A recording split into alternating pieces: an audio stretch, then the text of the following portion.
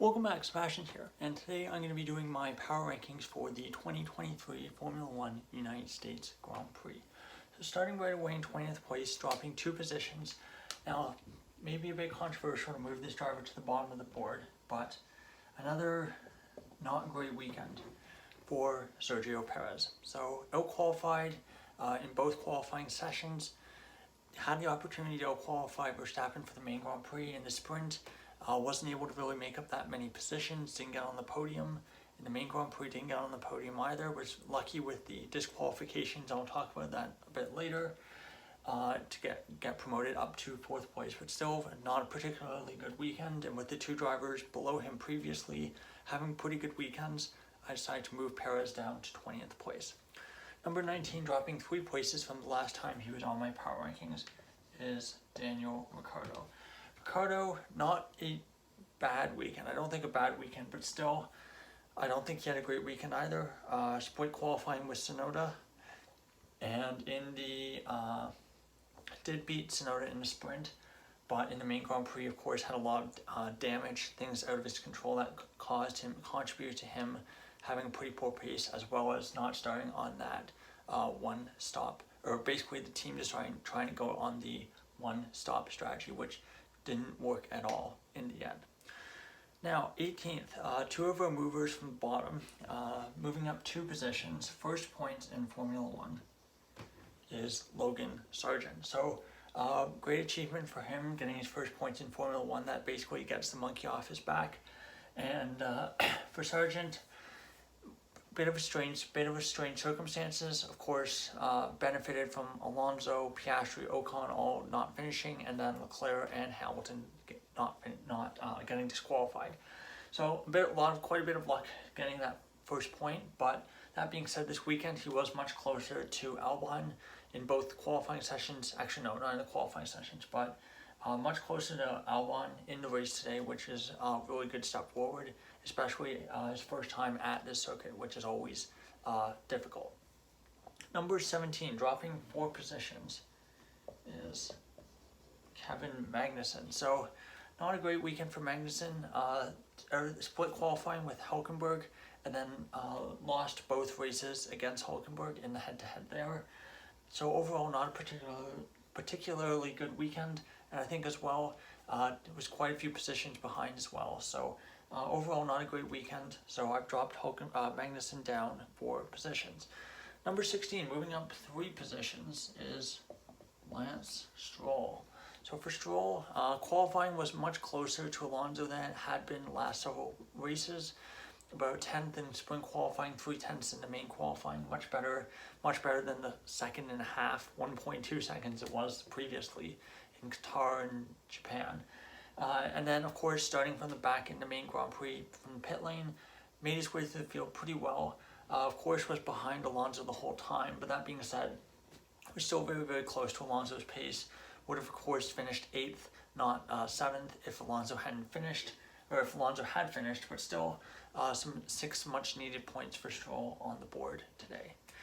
Number 15, dropping 1 position from last race, is Zhou Guanyu. So for Zhou, a bit of a tricky weekend. Out-qualified Bottas in both qualifying and sprint qualifying, which is a bit unusual for him.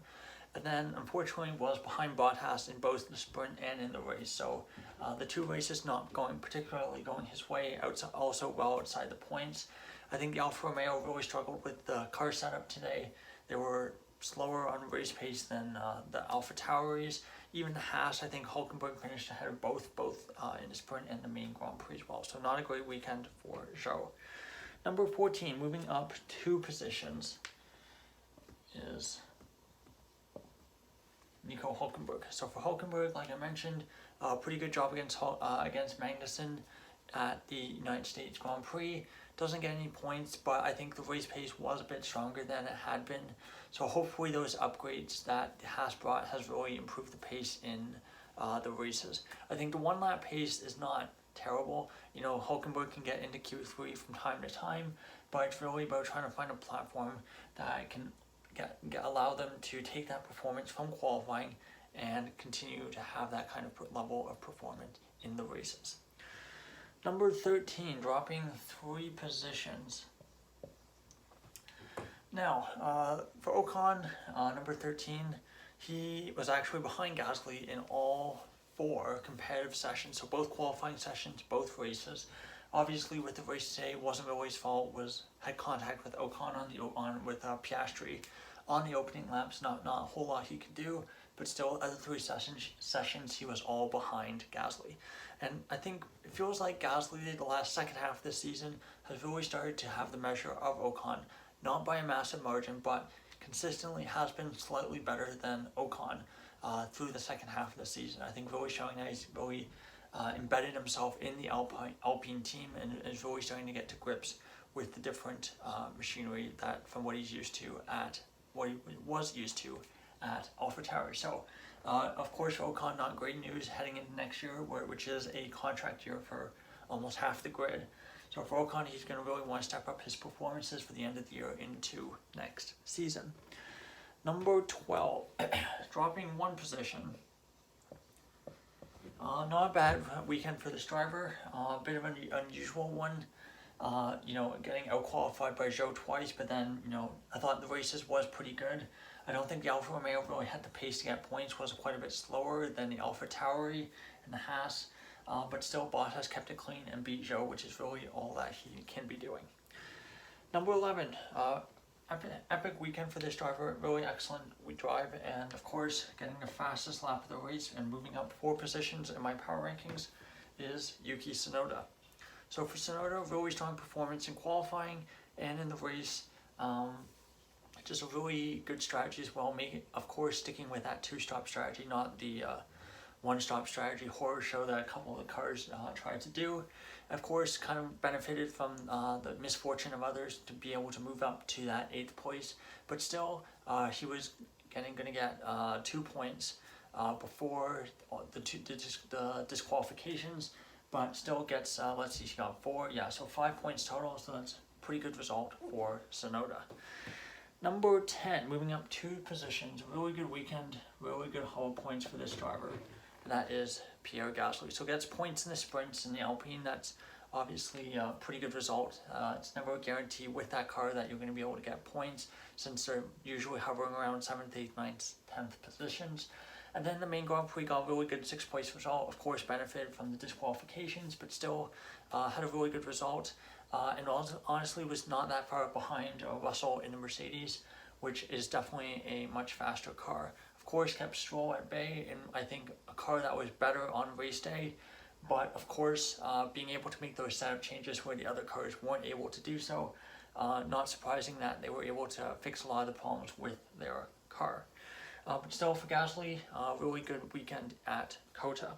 Number 9, dropping 9 positions, in 9th place, dropping 4 positions, is George Russell. So really tricky weekend for Russell.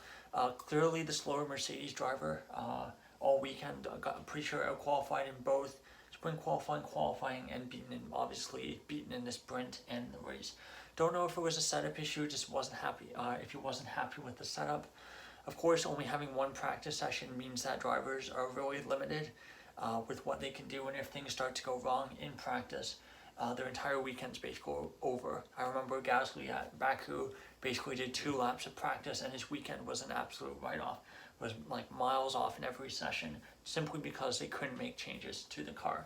So I don't know if that was the case for Russell, or it was just a setup he wasn't happy with, or he just wasn't comfortable. But the reality is he was well off the pace of his teammate all weekend. Number 8, also moving down 4 positions.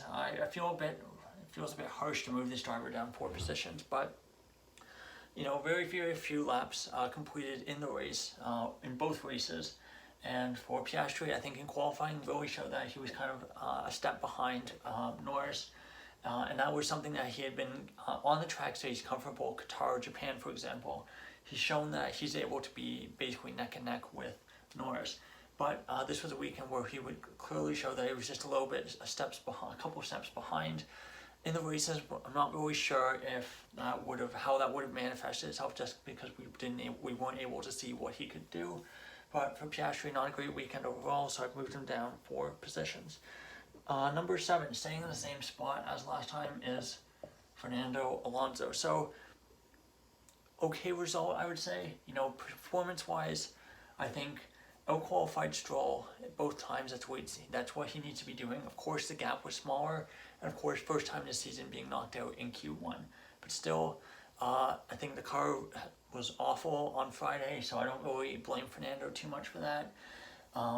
Sprint, again, the pace really wasn't there, and the race really capitalized on the pace and was able to get up into the points paying position. Of course, was really unfortunate with the DNF. So I think for Fernando, for Alonso, the pace was there, the performance was there. Unfortunately, was a bit unlucky with the mechanical DNF. Number 6, staying in the same position, Alex Albon. So for Albon, I think he was a bit unhappy with how things went in the sprint. I think finished 9th place in the sprint, so one position outside of the points. And then the main Grand Prix originally finished 11th on the road. Was a little bit unfortunate with how things went with the race. I think, that being said, I don't think he really had a chance of beating any of the drivers that finished ahead of him. But of course got that 5-second penalty for track limits, which is what allowed Tsunoda to pit for fastest lap to set the fastest lap. So a little bit of a messy weekend. Also, Sargent very, very close to him on pace.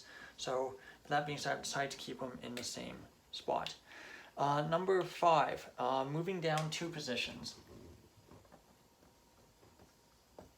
is Carlos Sainz. So for Sainz, despite the fact that I think he was clearly the slower Ferrari driver throughout the whole weekend, he comes out of it with a podium and gets 15 points in the bag on his teammate Charles Leclerc.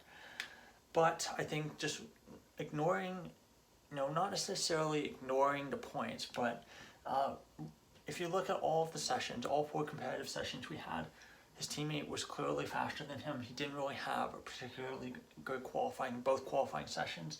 Sprint race was all right. Race was all right as well. Didn't really do anything wrong, but also it was clear that he didn't have his teammate's pace. I think ultimately it means that he wasn't getting the maximum pace out of that car. So for that reason, I've dropped him down 2 positions. Moving up 4 positions is his teammate, Charles Leclerc. For Leclerc, 100th race with Ferrari this past weekend. Technically 99th because he didn't start in Monaco in 2021. But still, for Leclerc, really, really good weekend, I think, performance-wise. 9th pole position, obviously, for the main Grand Prix, and 2nd place for the sprint. And then in the sprint race, finished 3rd, and in the main Grand Prix, of course, finished 6th on the road before being disqualified. I think if he had stayed with the 2-stop strategy, I think it would have been a very easy 4th place for Leclerc, clearly ahead of Sainz and ahead of Perez. But unfortunately, Ferrari, being Ferrari, decided to put him on a 1-stop strategy.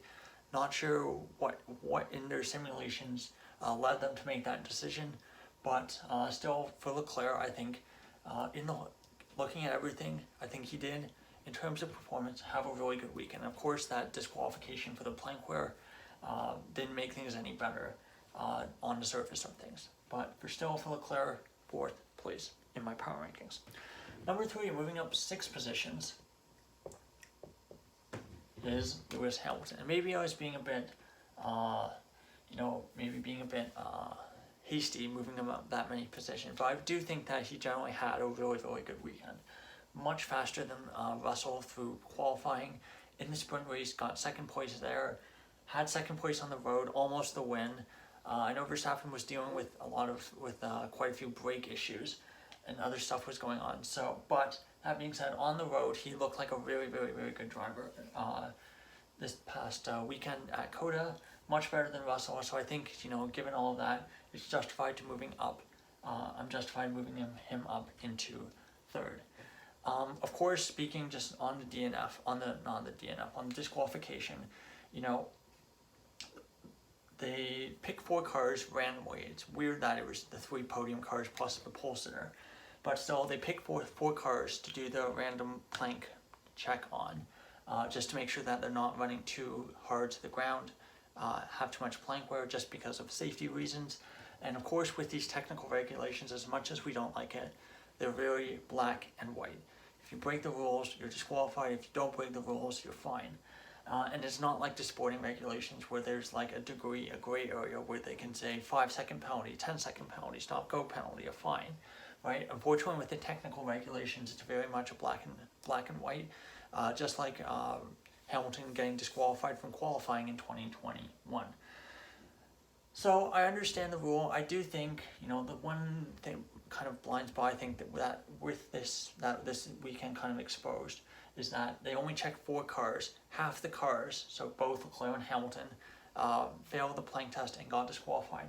For me, I think the real question is how many of the other drivers on the grid also would have been disqualified if they ended up checking all the other cars. I think that's a really interesting thing.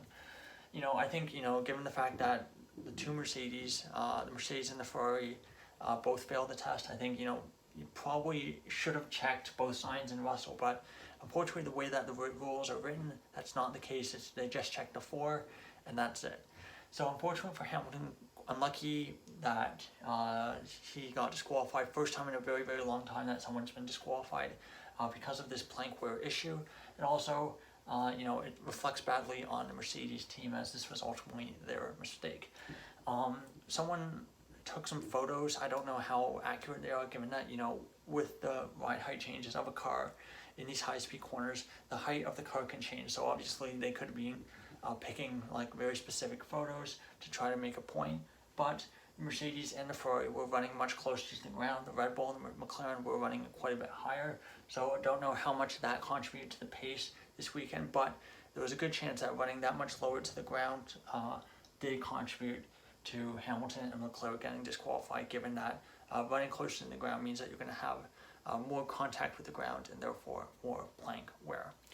Now, finally, after getting that explanation out of the way about the disqualification, get to the top 2, and fortunately, the top 2 has not changed. So, second, Lando Norris, second place again. So let's see, that's 4 straight podiums, I believe. Singapore, Japan, Qatar, and now in the US. So really good result for him, clearly better than Piastri in qualifying. The race we can't really say. I think he didn't really have the pace to hold on to Hamilton to get that podium, that second place on the road. But still, I think really good result for Norris, and in the sprint he also looked quite good, finishing in 4th. And I think if the sprint had been a couple laps longer, he might have been able to get Leclerc as well. Now we get to number 1, and that is Max Verstappen. I know he made a couple mistakes in qualifying. Turn 1 lockup, his final flying run in Q3, and of course getting the track limits penalty, which got his lap time deleted, which resulted in him starting 6th for the Grand Prix. Ultimately, he won the race, so those mistakes didn't really matter. I do think it made his race a bit more difficult than it had to be if he started from pole or from 2nd, for example.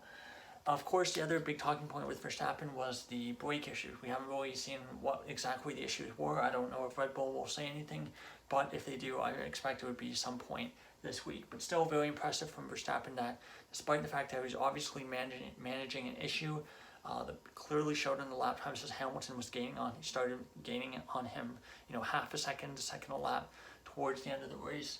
And also, not a single track limits warning. One of only 3 drivers not to get a single track limits warning. So very, very impressive from Verstappen. Excellent drive as well. Coming from 6th on the grid. Was a very hard-earned drive and win as well, unlike some of the other ones where he's won by like 20, 30 seconds.